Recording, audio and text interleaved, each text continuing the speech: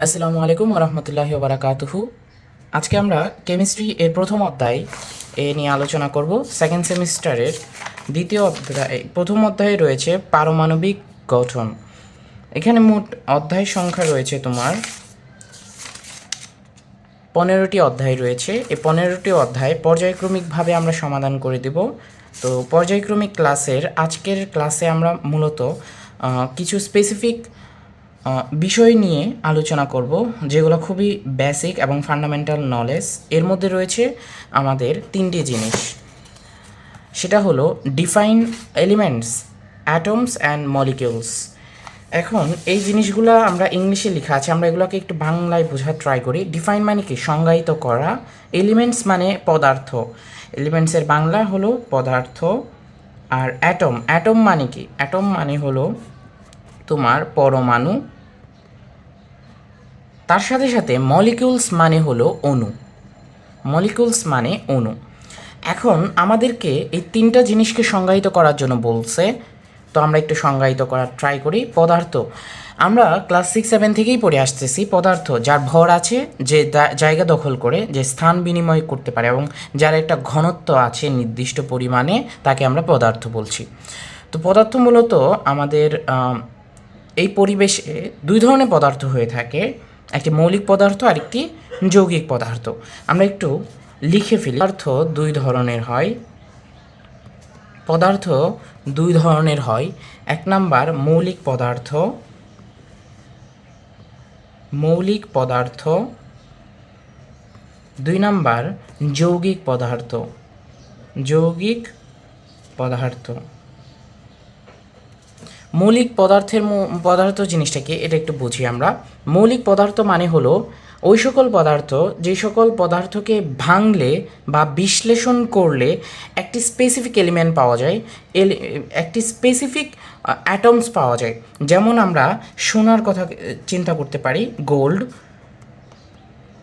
তো গোল্ডের ক্ষেত্রে যখন আমরা গোল্ডটাকে চিন্তা করি, এই স্বর্ণের একটা টুকরা, যেটা আমরা এখানে ধরলাম, এই জিনিসটা একটা স্বর্ণের একটা টুকরা, এই জিনিসটা তো এখানে আমরা রাখলে এই জিনিসটা একটা খণ্ড আকৃতিতে রয়েছে, যেটাকে আমরা পদার্থ বলছি। এবং এই জিনিসটাকে যখন আমরা ভাঙতে থাকবো, এই স্বর্ণটাকে যখন আমরা ভাঙতে থাকবো, ভাঙতে ভাঙতে লাস্ট অবধি গিয়ে আমরা একটা গোল্ডের একটা অ্যাটম পাবো বা পরমাণু পাবো। এই যে ভাঙতে ভাঙতে একই পরমাণু, মানে একই পরমাণু বারবার আসছে, এই জিনিসগুলাকে আমরা মৌলিক পদার্থ বলছি। এর মধ্যে আমরা যদি বলি সোনা, রূপা রয়েছে, এছাড়াও আসয়নিক রয়েছে, ইত্যাদি ইত্যাদি ইত্যাদি, মানে যেগুলা একই পরমাণু দিয়ে তৈরি পদার্থগুলা। এরপরে কার্বনের ক্ষেত্রে আমরা যদি কল্পনা করি, আমাদের পেন্সিলের যেই নিব, সেটাও কিন্তু একটা কার্বনের যৌগ। সো এখন যৌগিক পদার্থগুলো একটু চিন্তা করি।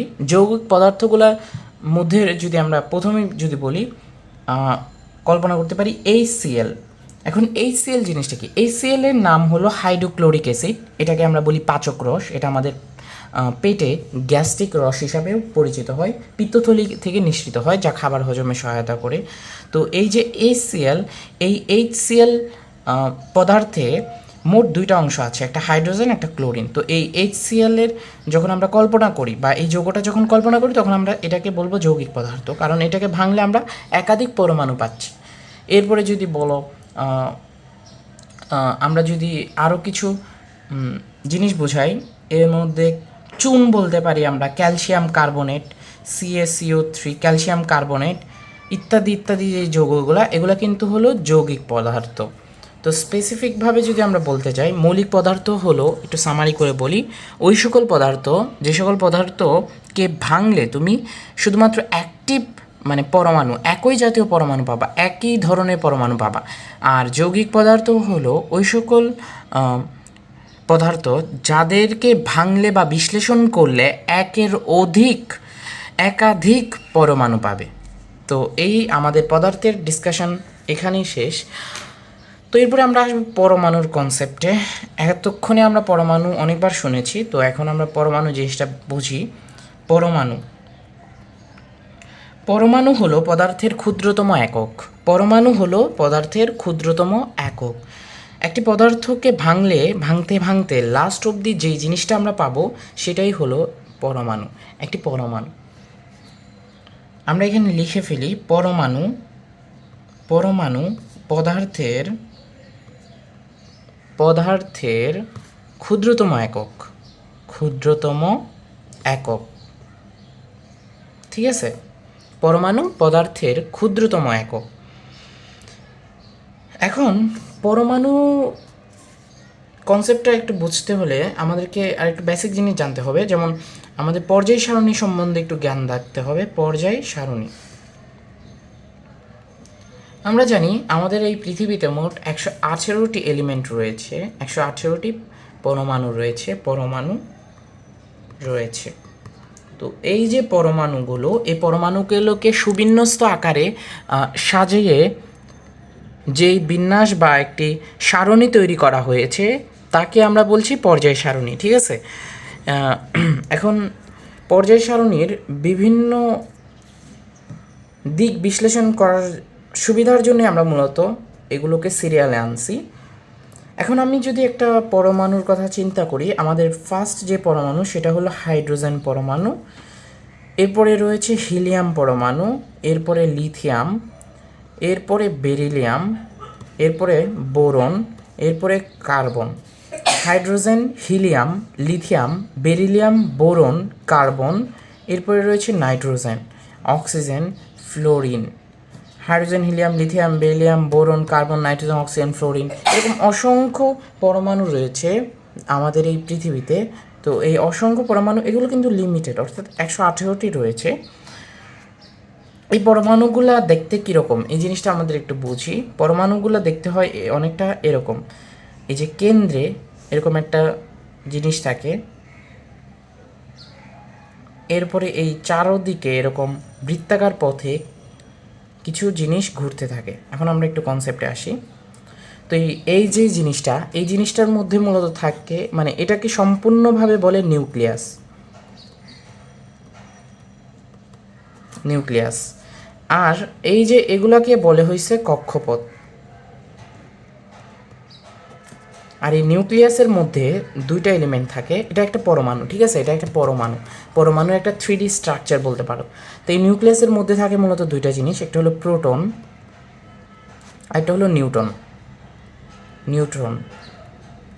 আর এই কক্ষপথের মধ্যে থাকে, এই যে এগুলো কিন্তু কক্ষপথ, এটাও একটা কক্ষপথ, এটাও একটা কক্ষপথ, এটাও একটা কক্ষপথ, এগুলো কক্ষপথ। কক্ষপথের মধ্যে মূলত থাকে ইলেকট্রন। ঠিক আছে, এই কক্ষপথের মধ্যে থাকে মূলত ইলেকট্রন। তো একটা পরমাণু, এটা একটা পরমাণু।